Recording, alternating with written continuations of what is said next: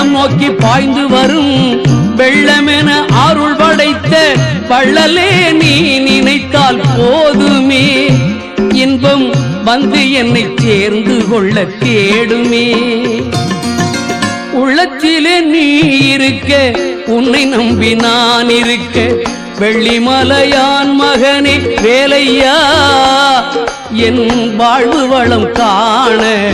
கடைக்கண் பாரையா கடைக்கண் பாரையா